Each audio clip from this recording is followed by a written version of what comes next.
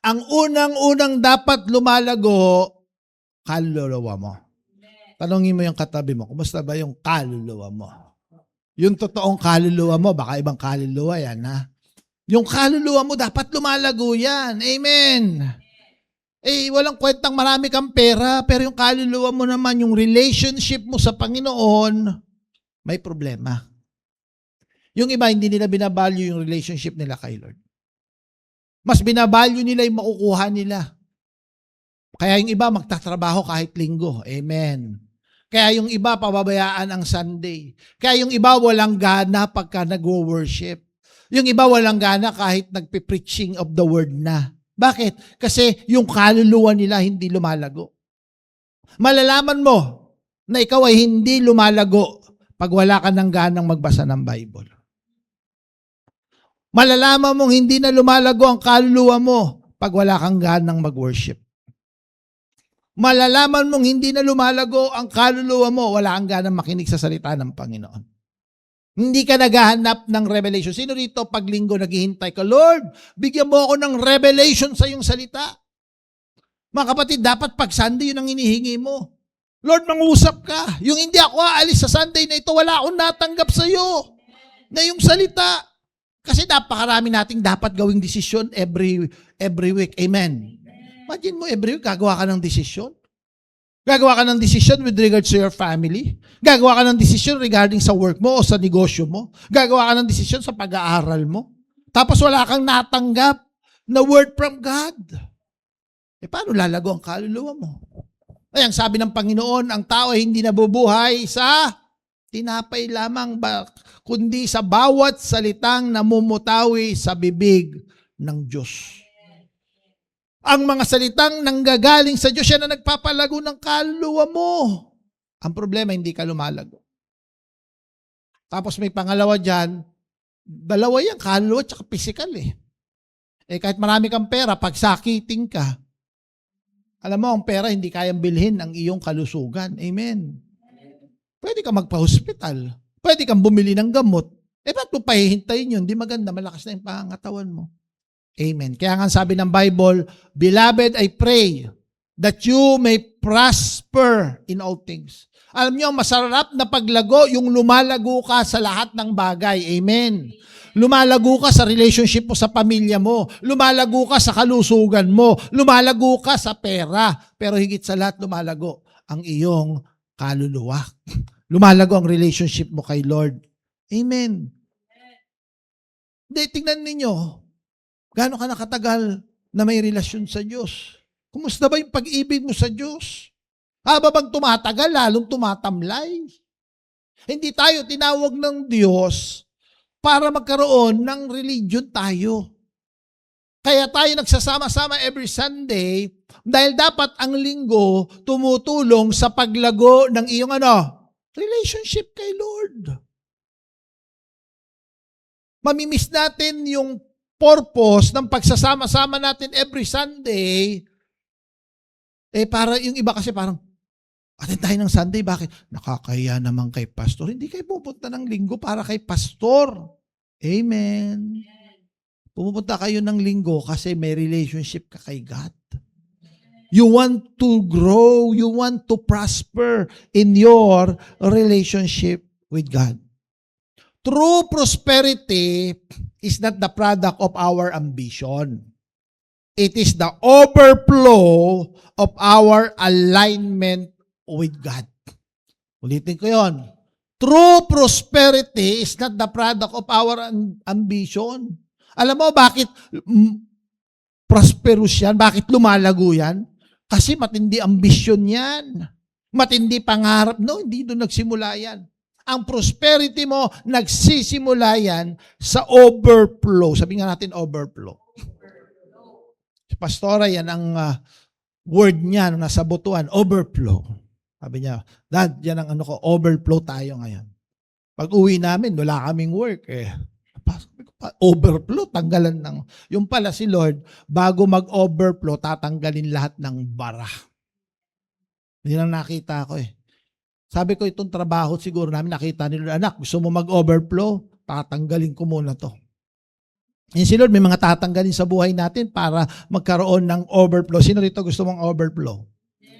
At ang isang susi para ikaw magkaroon ka ng overflow sa buhay mo, alignment with God. Naka-align ka. Huwag kang hihiwalay doon sa alignment ng Lord. May ginagawa si Lord. Nakita mo may ginagawa si Lord sa buhay ng mga mananampalataya. May ginagawa si Lord sa church. Hindi ka naka-align, mapag-iiwanan ka. May ginagawa si Lord, itong direction ni Lord, may iba kang gustong direction, mapag-iiwanan ka. Kasi nagmamadali ka. Yung iba nagmamadali. Nagmamadaling yumaman, kaya kahit yung mga nais ng Diyos sa buhay niya, hindi niya pahalagahan. Before we can steward resources wisely, give generously, or build a lasting legacy, we must first understand where all prosperity originates: in a living, daily relationship with God, who is Himself the source of every good thing. Yan po ang sabi ng Book of John, every good thing comes from above. Galing kay Lord lahat. Pastor, bakit yung yumaman? Maraming pera. Pwedeng marami kang pera pero hindi galing sa Lord yung pera na yan. Amen. Tandaan nyo mga kapatid, hindi lahat ng maraming pera galing kay Lord. Amen. Hindi lahat ng relationship galing kay Lord. Hindi lahat ng opportunity binuksan ni Lord. Ang hahanapin mo, ano ba yung opportunity? Ano ba yung paglago na galing kay Lord? Yun ang lalakaran ko. Kaya nga overflow ng alignment mo with God. Naka-align ka ba? Kasama mo ba si Lord habang ginagawa yan? Uy, maganda may trabaho. Uy, maganda may negosyo. Tanong, naka-align ba kay Lord yan? Pinapagawa ba talaga sa'yo ni Lord yan? Huwag mo lang tingnan yung pera. Yung iba kasi makakita lang ng pera. Uy, magandang negosyo na to. Uy, magandang trabaho na to. Uy, magandang opportunity na to. Hindi mo na lang pinanalangin humingi ng word kay God. Alam mo yan yung natutunan namin sa Butuan eh. Nung doon kami sa Butuhan, lagi silang nagpe-pray. No? Yung ang iba nga yung mapapangasawa. No? Pinagpe-pray talaga nila. Nagtinataniman nila, humingi sila ng word. Ano ba yung word na nahingi doon sa nung nagpunta tayo nung Friday, yung isa na naman, no? Dalawang Friday na ha? Yung isa, yung bago, no? Abay, may word din siyang na-receive. Sabi niya, Lord, okay na ako financially, nagpa-prosper ako financially, pero gusto ko magkaroon na ng relationship. Abay, humingi ng word kay Lord. Nakatanggap naman ng word kay Lord. After nung buwan na yun, nagkaroon agad ng Nung June, itong June lang, kakakasal. Bakit? Kasi may word. Bago ka magnegosyo, bago ka magdesisyon, yung mga major decision na gagawin mo sa Lord, humingi ka ng word. Amen.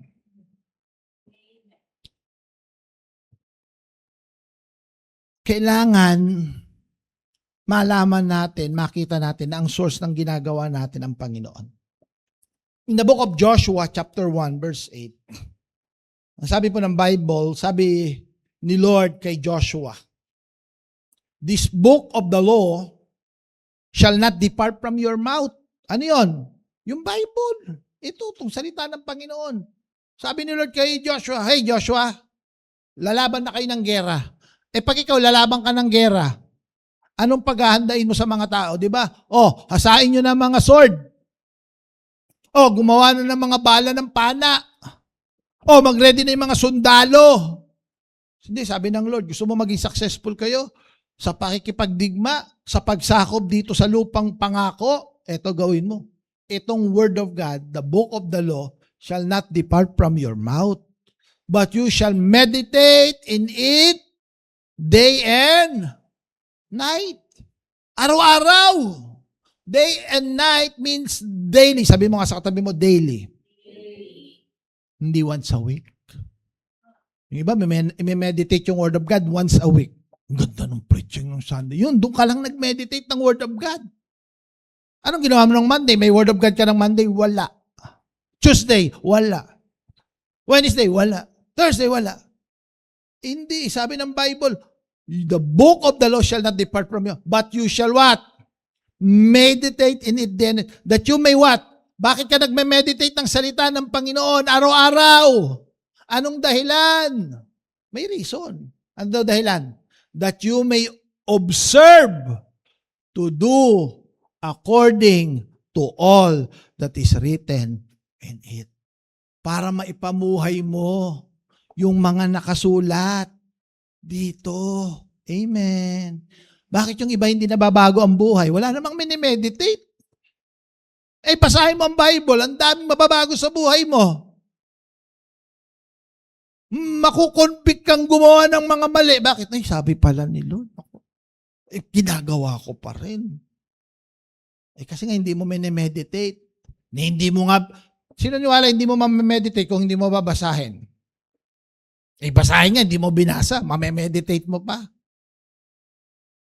Bakit mo na minimeditate? Hindi para i-memorize. Para i-observe. Sabi mo, observe. Ang salitang observe, ang ibig sabihin niyan, pareho rin yan nung salitang obedience. Para ma-obey mo yung salita ng Panginoon. At pag ito'y nagawa mo, listen natin, tingnan nyo yung pattern yung salita ng Panginoon, huwag mong pababayaan daw. Pababayaan to. Sino ito? Mahal mong salita ng Panginoon.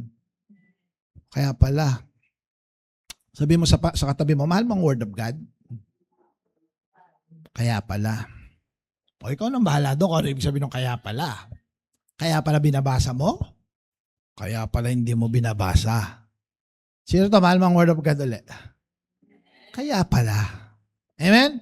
Sa Christ the Rock, kami po na mga pastors, it's our responsibility na paalalahanan kayo. Alam niyo, ang heart namin maging successful kayo sa lahat ng bagay. Ang nais namin mag-prosper kayo in all things. Walang kwentang, ang ganda ng trabaho mo, sumusweldo ka ng 6 digit. Yung kaluluwa mo naman, sugat-sugatan na, binubugbog ka na ng demonyo. Bakit? Hindi ka lumalago spiritually. Now, tingnan nyo, anong pattern? Huwag mong pabayaan ang salita ng Panginoon. Yung salita na ito, i-meditate mo. Araw-araw, once a week, araw-araw, day and night. Nasa iyo ang salita ng Panginoon. Para ano? Para i-observe mo, para gawin mo, para i-apply mo. Ano magiging resulta sa buhay mo ang sabi ng Panginoon? For then, dun pa lang. Yung word na for then, dun pa lang. Sabi mo nga yung word na dun pa lang. Dun ka pa lang magpa-prosper. Then you will be what? Prosperous. And then you will have good success. Yung negosyong hawakan mo, lalago yan. Yang trabahong papasukan mo, gagandang kitaan mo dyan. Yung kalusugan mo, gaganda yan. Bakit? Because you take the word of God, you meditate on it daily, then you observe everything na nababasa mo. Kaya pag may nababasa ka sa Bible, susundin mo. Yung iba kasi nila, pasok sa kaliwang tenga, labas sa kanang tenga. Kaya walang nabago sa buhay. Amen. Now, tingnan ninyo para mas maunawaan na, sabi ng Bible, for then, you will make your way prosperous. Ano bang ibig sabihin nung salitang prosperous na yan?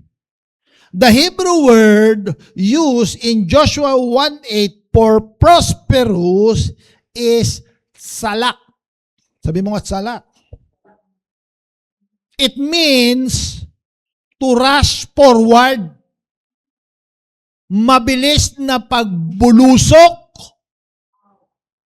Yun ang ibig sabihin ng word na yan, salak. To rush forward. Mabilis na pagbulusok. To break through. Anong ibig sabihin nun? Kahit may nakaharang, because you rush forward, makaka-breakthrough yan. Wawasakin mo. Iwawasiwas mo. Lahat ng nakaharang. To advance forcefully. Walang makakapigil. Diyan naggagaling yung salitang unstoppable. The word salak means, ano ko na to, version ko pag tinignan ko ang ibig sabihin yan, unstoppable talaga yan. Kahit sinong humarang, mag-move forward yan. So meaning to say, true biblical prosperity is not static accumulation. Yung wala kang ginagawa, umuulan ng pera. Hindi yan ang ibig sabihin ng biblical prosperity. It is a dynamic advancement in alignment with God's purposes. Kaya nung sinabi ng Lord, do not let this book of the law depart from your mouth, sabi niya kay Joshua at sa mga Israelite, meditate on it day and night, then you will be prosperous and you will have success. Hindi ang ginawa ni Joshua, nakaupo na lang siya maghapon, nagbabasa ng Bible. No, hindi niya pinababayaan ng Word of God. Pero he made an advancement. Amen. Sinakop nila ang wall of Jericho. Winasak nila yung breakthrough. Is that prosperous? Kasi breakthrough daw Laking pader. Sabi ng mga ibang Israelites siguro, nako, Joshua, paano tayo magiging successful sa pagsakop dyan sa mga nakatira sa Canaanites? Kita mo naman yung pader, napakakapal. Pagkasama mo si Lord, salak. Breakthrough will take place. Kusang bumabagsak ang mga pader. Amen. Hindi ka matatakot kahit ang mga nakatira higante. Sabi ni Caleb, give me that mountain. Ilang taon na si Caleb doon? 85 years old. Sabi ni Caleb, give me that mountain. Matanda na. Ang kalaban, higante. Pero hindi natakot si Caleb. Bakit? Meron silang pangako kay Lord na pag itong salita niya, pinanghawakan ko, I will be prosperous and I will have success. Pwede mo palakpakan natin si Lord. Yan yung konteksto ng Joshua chapter 1 verse 8. Kasi ako, ko rin yan Gusto ko yung verse na yan Pero nung inaral ko na, grabe pala yung ibig sabihin ng prosper. Kasi yung pala, kaya pala pag binasa nyo yung chapter 1 na yan, nung unang-una kasi, si Joshua, takot. May fear. Kaya nga, ilang beses sinabi ni Lord yan, do not fear. Basahin nyo Joshua chapter 1. Ilang beses sinabi ng Lord, do not fear. Do not fear. Sino ba naman di matatakot? Ang unang haharap sa iyo na city, Jericho, ang kapal ng mga pader. Napakaraming malalakas na nation ang sumubok na sakupin ang Jericho, hindi nagtagumpay. Bakit? Napakapal ng pader. Bihasa yung mga sundalo ng mga Jericho, sanay sa labanan. Kahit i-siege sila, ilang taon ang inaabot ng siege, sanay ang mga Jericho. Sinong di matatakot? Pag pumunta naman doon sa mga ibang city, doon naman nakatira ang mga higante. Ang mga Anakites. Anakites na mukhang higantites. Lalaki. Alam niyo, doon ang galing si Goliath. Mga ninuno ni Goliath, yung mga higante. Imaginin mo, kalaban mo yun. Kaya, kung iisipin ni Joshua sa sarili niya lang, ang kanyang mga kasama, wala namang karanasan sa gera ng panahon na yun. For how many years nakatira sila, nomad sila, alam niyo nomad, pupunta, nagta-travel. Ang kanilang mga kinakain, yung mga herds, yung mga anong nawala na, kumain sila yung galing na sa sobrang wala nang makain, si Lord na nagpakain. Hindi naman mga army yung dala-dala ni Joshua. Kung ikaw mamumuno sa kanila, makakaramdam ka ba ng takot? Tapos, pangalawa, yung pinaka-namumuno sa kanila, si Moses, patay na. Kaya may takot si Joshua. Kaya sabi ng Lord, huwag ka matakot. Magpa-prosper ka. Huwag mo lang pabayaan ang word of God. Sumunod ka lang sa sinasabi nito. Kaya yung word na sumunod ka sa sinasabi ng word, sa salita ng Panginoon, nung nakatanggap ng salita ng Panginoon si Joshua, o yan yung Jericho, umiikot ka. Hindi na nagdalawang isip si Joshua. Sumunod na siya. Bakit? Doon ako magkakaroon ng success. Amen. Tayo, pag nakatanggap tayo ng salita ng Panginoon, ibigay mo ng buo ang iyong tithes at mag-offering ka. Oy, hindi ka makasunod. Napakasimpleng kautusan ng Lord. Amen. Magpatawad ka sa mga nakasakit sa iyo. Hindi ko kaya. Hindi ko kaya. Paano ka magpa-prosper? You do not know how to observe the book of the law. Si Joshua, nung natanggap niya, sabi ng Panginoon, umikot ka dyan sa Jericho 7 beses, 7 araw. Sa 7 araw, umikot ka ng 7 beses. At sa huli, sumigaw ka. Abay, bumagsak ang wall. Bakit? Kasi nag-obey. Sabi mo nga, nag-obey. Ikaw, sa halip na bumagsak ang wall, lalong kumakapal ang wall. Di ka marunong mag-obey. Ano ang sabi ng Psalms chapter 1? Basahin natin ang verse 1 and verse 3. Blessed is the one. Ito yung mga pagsunod. Tingnan ninyo Blessed is the one who does not walk in step with the wicked, or stand in the way that sinners take, or sit in the company of mockers. Sino rito hindi ka sumusunod sa mga ginagawa ng mga hindi mananampalataya? Huwag ka daw sumama doon. Nagiinuman sila. Di makainom ka rin.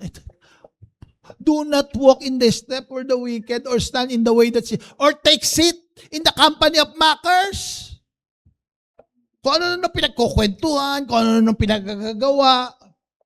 Yung iba, puro bisyo, puro drugs. Huwag ka raw makisama doon sa mga gumagawa ng mali. Alam mo ng mali, ginagawa mo pa. Sa tingin mo natutuwa si Lord? Tapos nagtataka, bakit ganun? Parang hindi, daming problema. Parang may barang pagpapala, hindi dumadaloy. Nakikiupo ka sa mga makasalanan. Amen. Anong dapat gawin mo? Tingnan mo. Sabi ng Bible, but whose delight? Dapat daw, ang delight mo nasaan? Again, inulit. The law of the Lord. Ang salita ng Panginoon. And again, inulit. Who meditates on His law day and ibig sabihin ng day and night, araw. Kasi ang isang araw ay may gabi at may araw, umaga. Umaga, gabi, buong araw yan. So, bawat araw dapat, yung Word of God nasa iyo. May delight ka. Alam niyo ba yung delight? Nung nandun kami sa Nueva Ecija, no? Nadaan kami doon po sa bilihan ng tilapia ice cream. Bigla ako nag-delight kasi hindi na po ako nagsusugar tsaka nagka-carbo for ilang weeks na, Pastora? 2 weeks? 1 month na pala. Nung nandun kami, nakita ko yung ice cream. Anong flavor yun, Pastora? Pistachio. Kaya lang, gawa sa gatas ng kalabaw. Yan ang expertise ng Nueva Ecija. Sabi nila, napakasarap daw, napakalinamnam. Sabi ko kay Pastor, nagdi-delight ako. Break muna. Cheat day. Ayan, nag-cheat day ako noon. So sabi ko, dahil nag-cheat day na rin ako, buong araw cheat day ako, nag-rice ako, nag-akain ako ng ice cream. Pag uwi dito, kumain pa ako ng Bakit? Nag-delight. Nasubukan niyo bang may dinidelight kayo? Si Pastora, madalas yan mag-delight. Sabi sa Pastor, parang gusto kong kainin yung palabok dun sa JD's, ganyan. Ay, sige tara. Pag nag-delight ka, tuwa ka pagka nandun yung gustong-gusto mo. Amen. Kasi dinidelight mo yun eh. Sino nito kami nung pag-uwi namin, nung nandun kami sa Nueva Ecija, hindi kasi kami sanay ng malayo dun sa mga anak namin. Nandun kami, kumusta kaya yung mga to? Bakit hindi nagsasabi to na nasa school na? Pinag-uusapan pa rin namin sila. Kaya pag uwi namin, nagdi-delight kami sa kanila. Sabi ni Pastor, labas tayo, kain tayo kasama mga bata. Bakit? Kasi nagdi-delight ka, masaya ka makita sila. Amen. Hindi ko lang alam kung masaya silang nakita kami.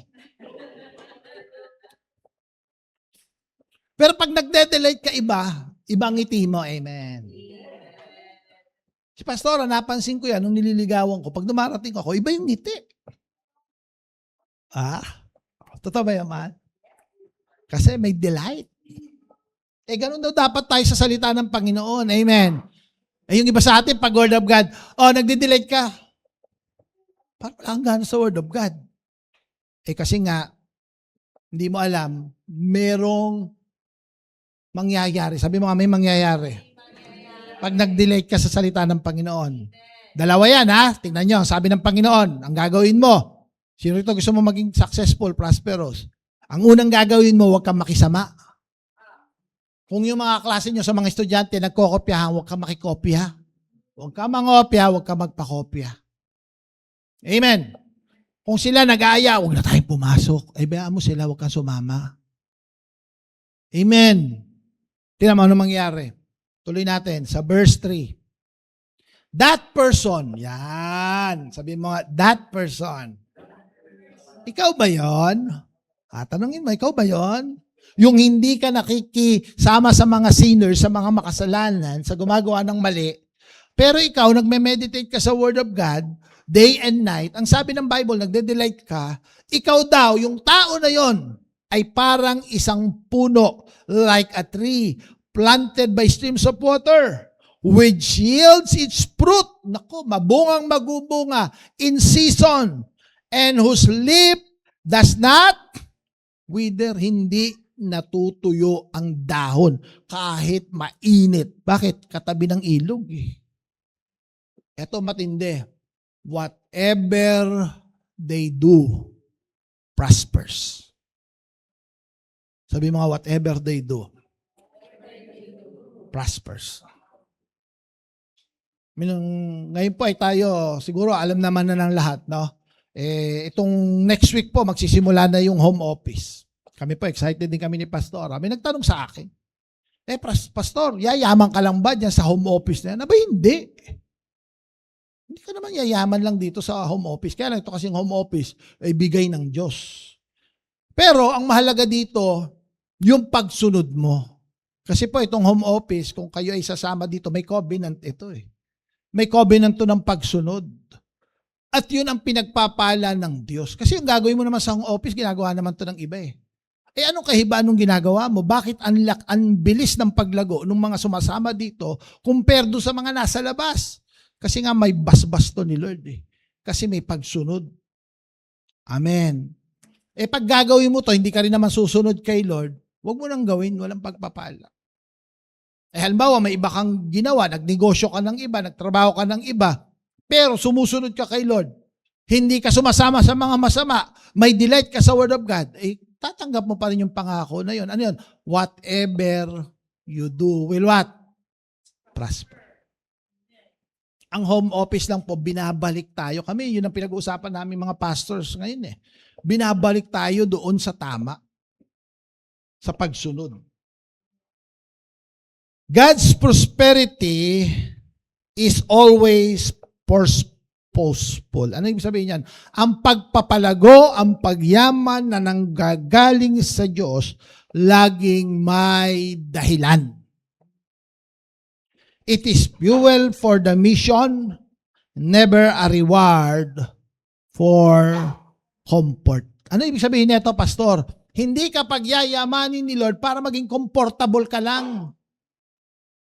Pagyayamanin ka ng Lord kasi may dahilan si Lord. Ano yung dahilan ni Lord? May misyon. May plano ang Panginoon. So may tatlong bagay ako na gustong ibahagi sa atin with regards sa prosperity at source ng prosperity. Number 1, prosperity flows. Kaya nga sabi ko sa inyo kanina, overflow to ha. Prosperity flows from intimacy, not ambition. Pag sinabing nagpo-flow from intimacy, ang nagdadrive sa'yo, ang nagpo-fuel para ikaw ay mag-prosper, hindi yung dreams mo, hindi yung ambition mo. Kasi may mga tao ambisyoso. Tingnan mo yung katabi mo, ambisyoso ba yan? Ay basta ako, pag lumaki ako, yayaman ako. Gusto kong yumaman. Kaya nga minsan may mga sasama sa home office, ang una naming sinasabi, check nyo muna baka gusto nyo sumama rito kasi narinig nyo may mga yumaman dito. May kumikita rito ng 500,000, 700,000, 1 million a month. Sabi mo, nako, ito na yung pagkakataon ko. Yayaman ako. Teka lang, you are joining the wrong alignment. Bakit? Hindi ang nagdadrive sa mga taong ito ay pagyaman. Pare-pareho. Nasa butuan kami. Pumunta kami kila Pastor Dong. Pumunta kami kila Pastor Bong.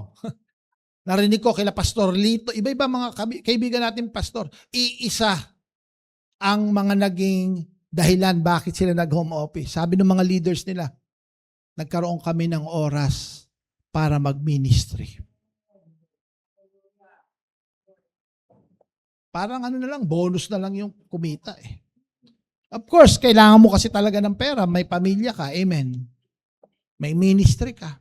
Sabi nung nagtetestimony ng babae, nakalimutan ko pangalan ng babae na yun, nung Friday, sabi, ako po'y naiiyak kay Lord. Bakit? Eto yung, galing, nakatira kasi siya ng Mandaluyong.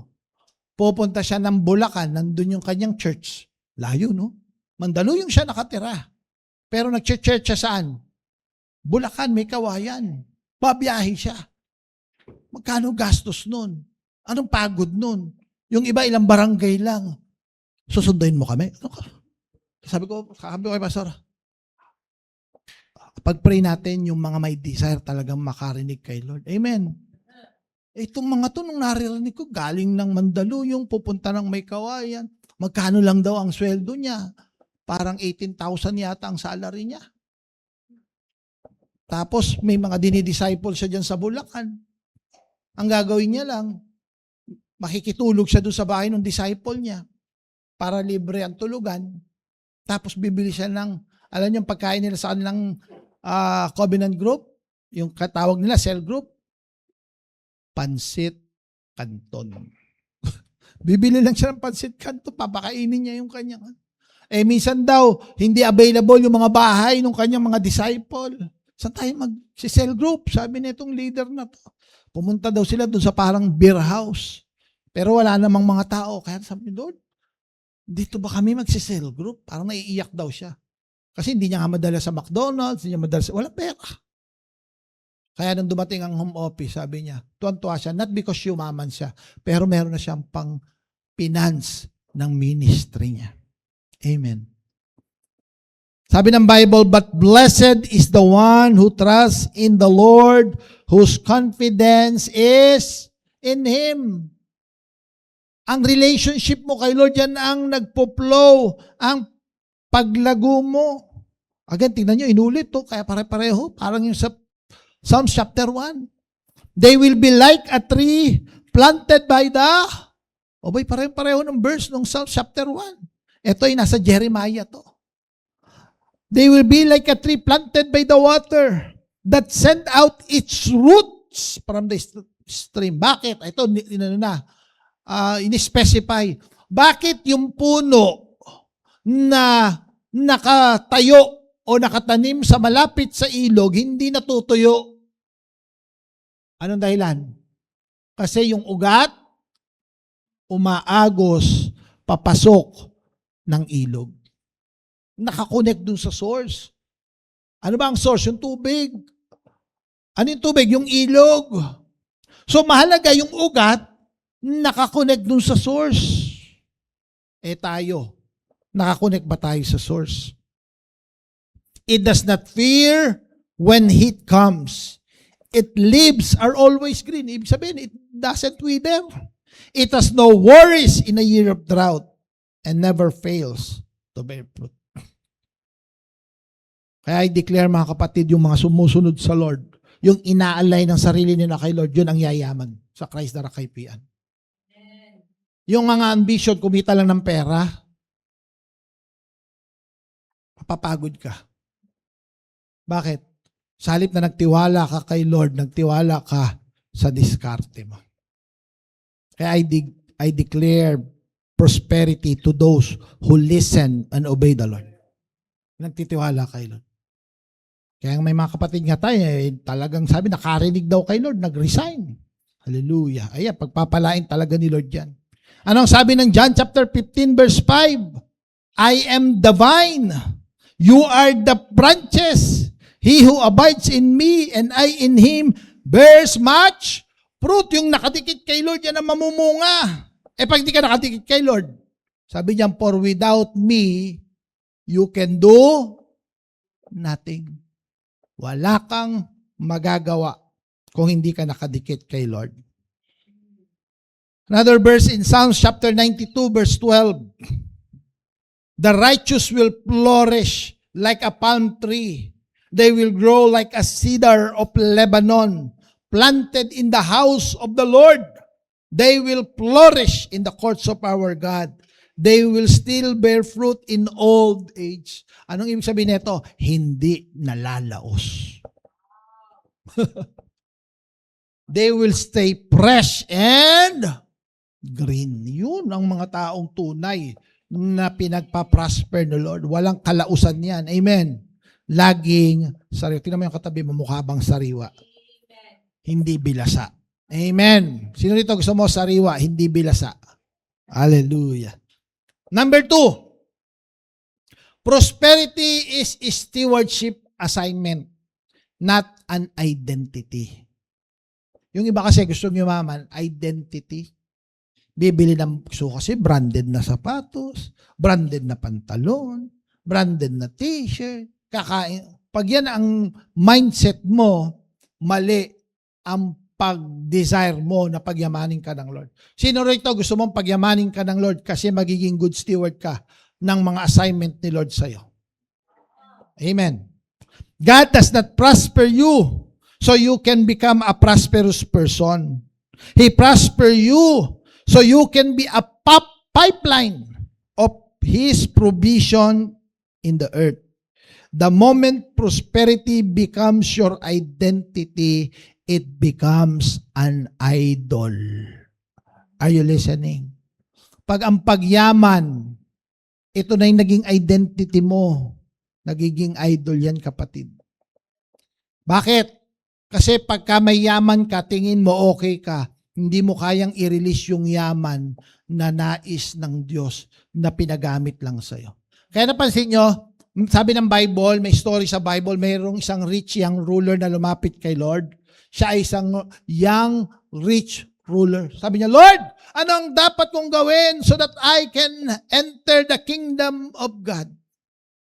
Ang sabi ng Panginoon sa kanya, ano sabi ng Lord? Gusto mo makapasok sa kingdom ni Lord?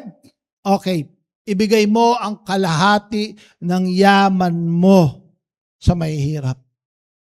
Ang sabi ng Bible, umalis yung rich young ruler ng malungkot. Bakit? Hindi niya kayang i-release 50% ng yaman niya kahit ang nag-utos na si Lord. Sino rito pag pinagyaman ka ng Lord, sabi ng Lord, anak, yung kalahati ng yaman mo, i-offering mo. Kumikita ka na ng marami, sabi ng Lord, anak, first fruit mo, 1 million first fruit mo. Kung ang identity mo, yung yaman mo, hindi mo iniisip na pinagkatiwala lang sa'yo ng Lord to, hindi mo gagawin yun. Ang isip mo, sayang. Ang dami nang mabibili nito. Marami bang mabibili ang 1 million? Pero sino, sabi mo kay Lord, Lord, magiging good steward ako. Pagyamanin mo ako, pag sinabi mo, magbigay ako 1 million, 2 million kasi papagawa kami ng church building o ipe-first fruit ko dahil ito yung pinagkaloob mo, bibigay ko. O, sandali, isipin mo muna bago ka sumagot. Madaling sabihin, wala ka namang 1 million eh. Amen. Sabi mo kay Pastora, ako nasubukan ko na, Pastora, nagbigay na tayo ng 6 digit. The best, pangatlo na yata namin bigay ng 6 digit. Pagka first fruit, 6 digit binibigay namin. Pero di ko pa nasubukan magbigay ng 7 digit. Ang kaya pakiramdam, magbibigay ka ng 7 digit. Sabi ko, Lord, dali mo naman kami doon sa dimension nang ibibigay naman namin 7 digit. Hindi ako magdadalang isip, Lord. Kasi nung nagbibigay kami ng wala na kami struggle. Ang struggle lang namin ng first fruit, yung unang first fruit. After nun, wala na, hindi na ganun ka-struggle. Lalo na ng mga huli, wala na. Habang lumalaki yung first fruit namin, bigay kayo. May pangangailangan ng church. Bigay. Bakit? Alam namin, steward lang eh. Amen. Nawalan kami ng trabaho. Hindi namin inisip, naku, paano na? Ano nangyayari? Bakit? Hindi naman ang identity namin na kay Lord wala sa salary namin. Amen. Ang identity natin na kay Lord wala sa income natin. Wala sa nakukuha natin. Kaya hindi dapat tayo natatakot. Anong sabi rito ng Luke chapter 12 verse 15? Then he said to them, watch out! Oh, naku, pag sinabing watch out, ingat ka. Sabi mo sa tabi mo, ingat ka. Be on your guard against all kinds of greeds. Yan yung greediness, yan ang kalaban ng stewardship. Hindi ka magiging steward pag naging sakim ka. Kasi kahit yung kay Lord, aangkinin mo. Sakim ka eh. Hindi naman sa'yo, inangkin mo. Oh, sabi ng Bible, life does not consist in an abundance of ang buhay, hindi nakikita sa dami ng possession mo o sa laki ng pera mo. Minsan nga nag-usap kami ni Pastora, minsan may mga tao, sabi ko, alam mo, ito kumita lang ng konting pera, yumabang. Kung makipag-usap sa iba, kala mo, mas mataas na siya sa iba. Pagkausapin yung magulang, akala mo kung sino na siya. Bakit? Ang tingin niya, ang nagbigay sa kanya ng authority, yung pera niya. Amen. Ay, mga bata, kahit pagyamanin kayo ng Lord, wala kayong karapatang kausapin ang mga magulang nyo ng walang galang. You don't disrespect your parents kasi sila hindi na kumikita ng pera. At kayo may pera na. Kaya nyo nang sabihin kung anong gusto nyo sabihin sa magulang nyo. Ang buhay hindi nakasalalay sa income o sa perang meron ka. Ano sabi ng Bible? But godliness with contentment is great gain. For we brought nothing into the world and we can take nothing out of. Dapat ganun ang mindset mo. Wala naman talaga akong nadala nung nabuhay ako rito. At pag namatay naman ako, wala akong ibibigay. Magiging kontento ako kung anong ibibigay ng Lord. Sabi mo, contentment. Alam mo ibig sabihin ng contentment? Sino na ito contentment ka pag ang binigay ng Lord maliit? Kung kontento ka rin ba pag binigyan ka ni Lord ng malaki? Lord, bigyan mo ako ng malaki, bigyan mo ng maliit. Kung ano ang nakikita mo that is fitting for me at this moment in my life, I will trust you. Kaya mahalaga yung trust. Kaya mahalaga yung confidence. Yung iba kasi, parang yung pera, konti lang eh. Nakakain ka ba 3 beses isang araw? Oo. Kaya gusto kong bumili ng magandang cellphone, gusto kong bumili ng magandang, gagawa ng paraan yan. Hindi kontento. Akala niya ang buhay ng tao nagko-consist ng meron siya. Kaya nga sabi ko sa inyo mga kapatid, ang panalangin nyo, naka-align ba ako sa ginagawa ng Lord? Kasi ang totoong pagyaman, lalakaran mo yung pinagagawa ng Lord. I remember nung ako'y nag-full-time, nilakaran ko lang, Lord, alam ko tinawag mo ako mag-full-time. Kaya lang saan ako kuha ng pera? Hindi ko alam, Lord. Lalakad lang ako, Lord. Si Lord ang nagbukas ng maraming pintuan. Amen. Kaya nung nagsara yung pintuan ng trabaho namin, sabi ko, unang-una ko talagang sinabi, narinig ni Pastora, praise the Lord. Kasi alam ko may bubuksan na mas malaking pintuan si Lord. Amen. Sino dito kaya mo magtiwala kay Lord? Kaya huwag mo mahalin ang pera, sabi mo sa katabi mo, huwag mo mahalin ang pera. Ang mahalin mo si Lord. Amen. Minsan may disciple ako. Yung disciple ko, sabi nga ng pastor, hindi pa pala ako pastor. Nung Kuya Jun, sabi sa akin ng disciple ko, hindi na po muna ako makakatin ng Sunday. Sabi ko, bakit? Kasi po yung bago kong trabaho, may linggo. Paano yung mga disciple mo? Paano? Yun nga po, hindi ko pa rin po alam. Alam mo, sabi ko sa kanya, alam mo, mas mahal mo na yung pera kaysa sa Lord. Kasi biro mo, may pinagkatiwalang ministry sa'yo si Lord, pinabayaan mo dahil lang sa pera. Di mas mahalaga sa'yo pera. Amen. Ano ba sabihin ko sa kanya? Ano nangyari sa kanya? Na-stuck siya dun sa company na yun.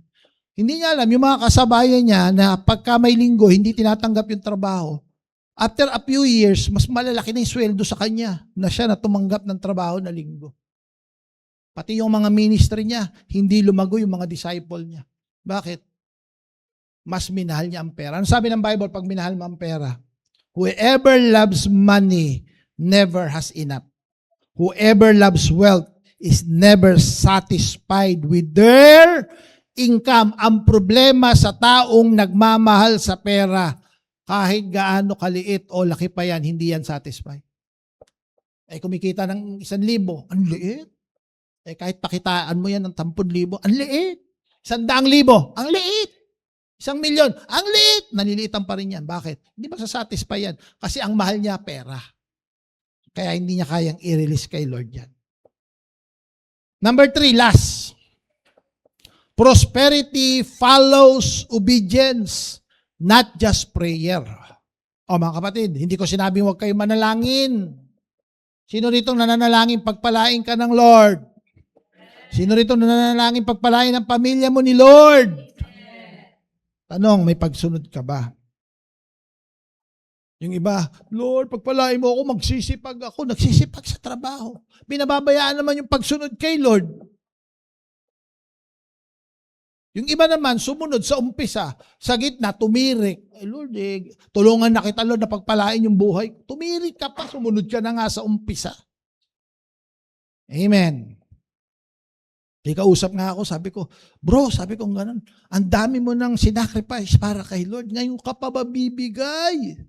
Hindi mo alam, abot ka may mo na, nakaabang na yung pagpapala sa'yo, gumive up ka pa. Hindi mo tuloy nakuha yung inihandaan ni Lord para sa'yo. Amen. Kasi ang susi para ikaw ay pagpalain, panalangin na may pagsunod. Hindi lang panalangin. Anong sabi ng Isaiah chapter 1, verse 19? If you are willing and obedient, you shall eat the good of the land. Anong sabi ng Bible? If you are, sabihin mo nga willing. Willing ka ba?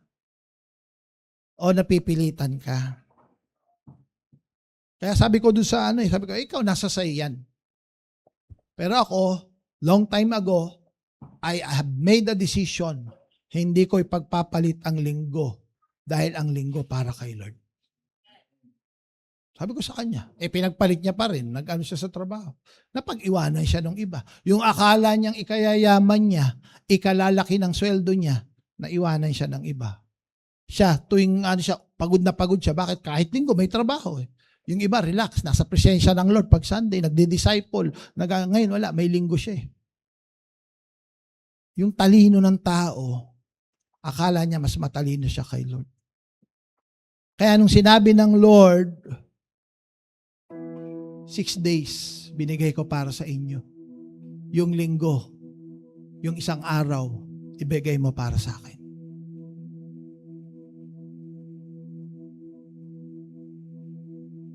Sino niwala, pag inuna mo si Lord, hindi ka nawawalan.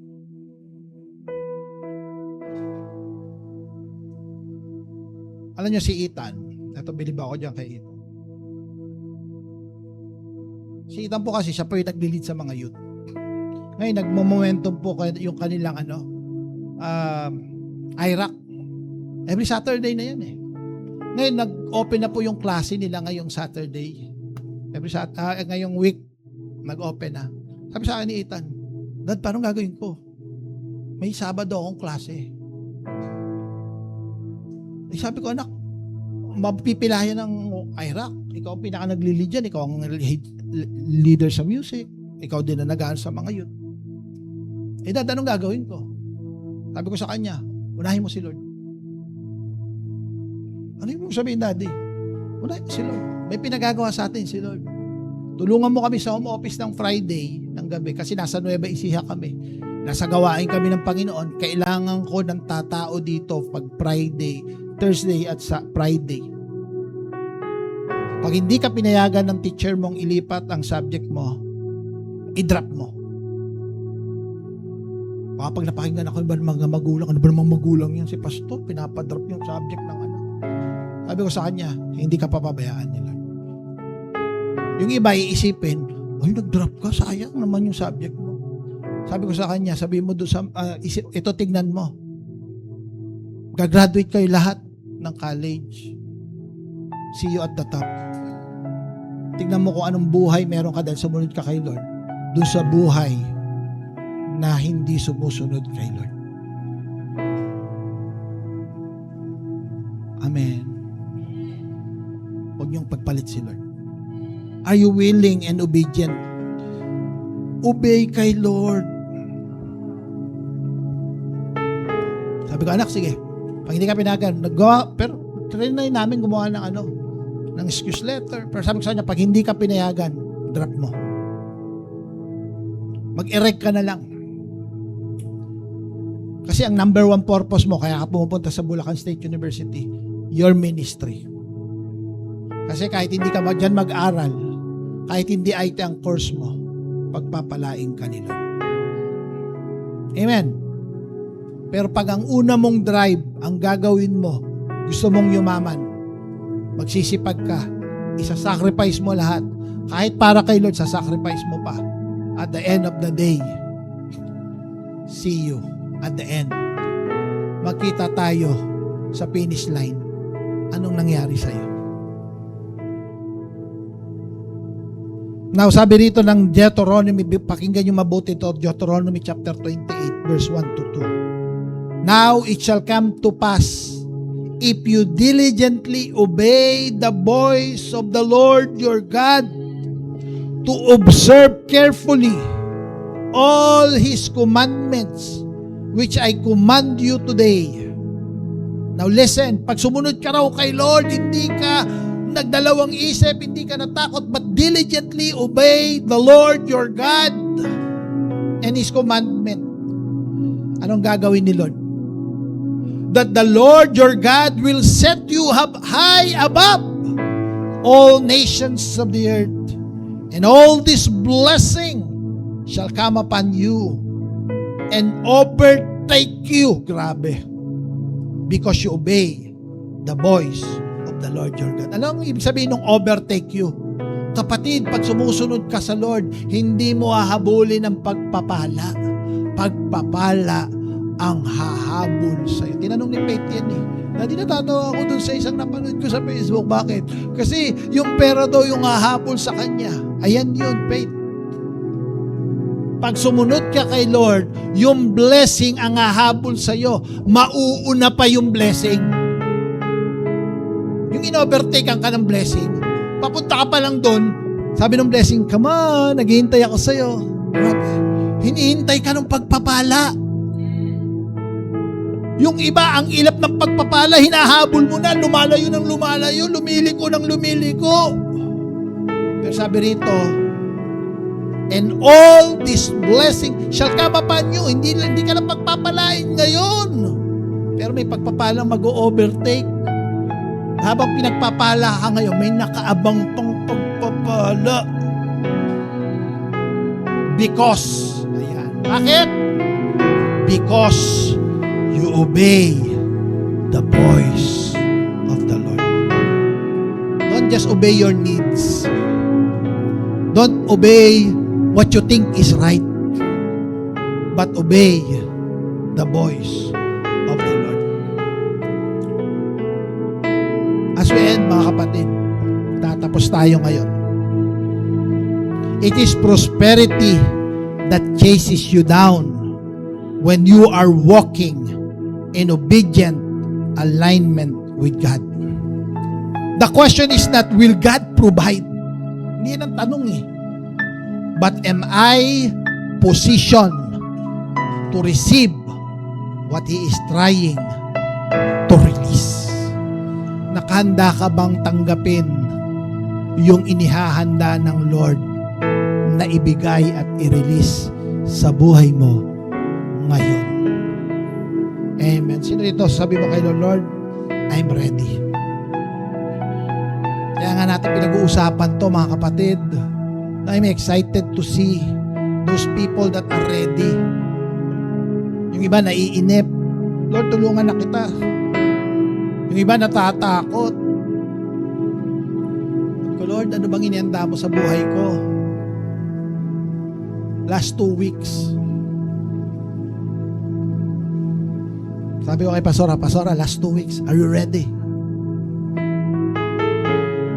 Sabi ni Pastora, nung nandun kami sa Nueva Ecija, natutulog daw siya. Biglang nag-speak. May narinig daw siyang voice eh. Sabi sa akin, anong voice yung sinabi sa'yo, Pastora?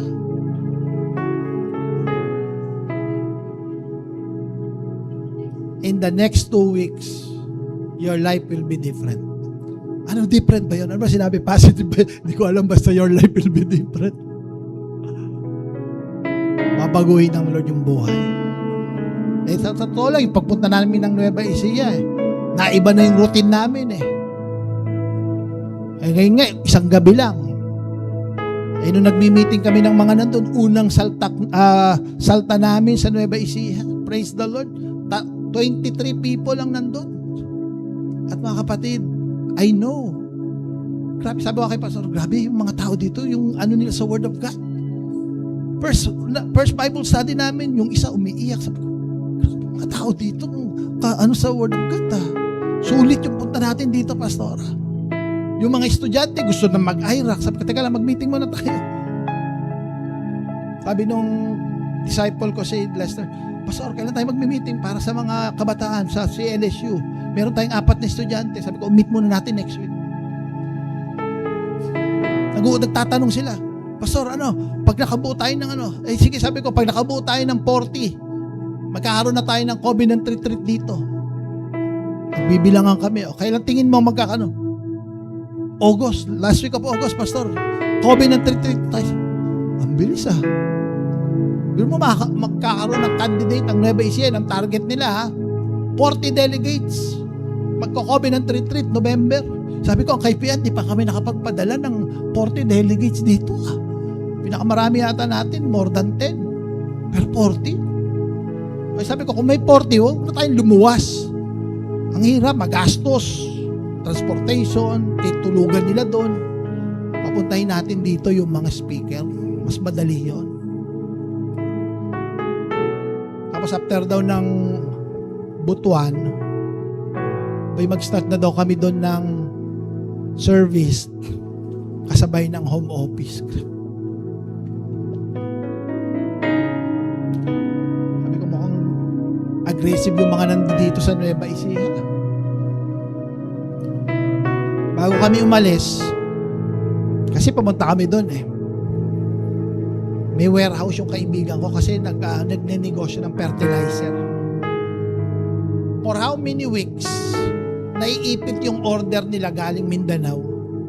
Kasi yung kapartner niya, hindi ma-release yung permit. Kaproblema sa permit. So, pag-pray mo nga itong warehouse na ito, ang laki ng warehouse. Sabi ko, bakit walang masyadong ginagawa dito? Hindi pa po kami gumagawa ng product kasi naiipit po yung order. Kano ba yung order na yon? Yung initial order po, 16 million. Ganun ba? Sabi ko, pag-pray natin. Pray kami. Kumuha ko ng langis. Binuhusan ko ng lupa. Sabi ko, Lord, pray kami. Kaya lang, sabi ko sa kanya, ikaw ba pag pinagpala ka ng Panginoon, gagamitin mo ang pera mo para sa Panginoon? Ako, Pastor, sabi lang gano'n. Pagka ako pinagpala ng Panginoon ng milyon, ang Nueva Ecija magkakaroon na ng church building. Sabi ko, praise the Lord. Bibili daw siya ng lupa at saka, okay, sige. Alam nyo, bago kami umalis, nasa, na kami, expressway. Biglang nag-message, praise the Lord, Pastor. Ni-release ngayon yung permit ng kapartner ko. Talaga palakpakan natin si Lord dyan. Bakit? Marunong mag-obey. Obedience is the key. Sabi mga, obedience is the key. Pinuposisyon niya yung sarili niya para siya ay pagpalain ng Panginoon. Alam niyo, pagpunta namin doon, alam ko wala pa siya masyadong kita. May kita naman siya, pero hindi pa ganun kalaki. Minsan, papakainin kami. Sabi ko, laki rin ang nahiya nga din kami. Sabi ko, laki ng ginagastos na yun. Kami, napagastos din kami doon. Sa halip na itabi namin ng pera, siyempre, last 2 weeks. Pag hindi tayo matakot. Basta para kay Lord, release. Ang gasolina po namin, para alam nyo po, no, is 2.5. Balikan na yun. Nasulina namin 2.5 kasi syempre gagamit-gamitan pa Nueva Ecija. Para mabilis, 2.5, nag-RFID kami. Ang RFID namin, 1.2, balikan. 600 plus. Isang way. Kasi dadaan ka ng NLEX, dadaan ka ng SCTEX, dadaan ka ng SILEX. Yung Central Luzon Link Expressway. Daming expressway dinaanan namin. Kasi pag hindi naman kami dadaan sa expressway, 5 hours. Sayang naman ang oras. Pwedeng 3 to 5 hours daw. Matutulog pa kami. Mag-hotel. Nung una, sabi ko, doon na lang kami sa office nila. Kaya lang nakakaya naman kasi 8 o'clock, bukas na yung office. Di ba? Nakahilata pa ako doon sa office. May work pa kami. Sabi ni Pastor, nakakaya naman dito, nag-work sila. Mga ganun tayo. Ganun tayo ng hotel. So nag-hotel po. Pero there's blessing in obedience. Amen? Kaya lang, pag nag-obey ka kay Lord, madalas yung obedience mo may sacrifice. Sabi mo sa katabi mo, may isa-sacrifice ka. Ano pinapasacrifice sa'yo ng Lord para ikaw ay mag-obey? Magiging inconvenient. Amen? Maaaring may gusto ka ng yes, pero sabi mo no. Bakit? Hindi ito pinapagawa ni Lord. Amen? Meron kang comfort zone, sabi mo, hindi, lalabas ako sa comfort zone. Whatever is that inconvenience that the Lord is calling you. Because God is calling you so that you will experience success in everything you do. Pwede ba tayong tumayo ngayong magang ito? Hallelujah. Tayo lumapit sa Panginoon.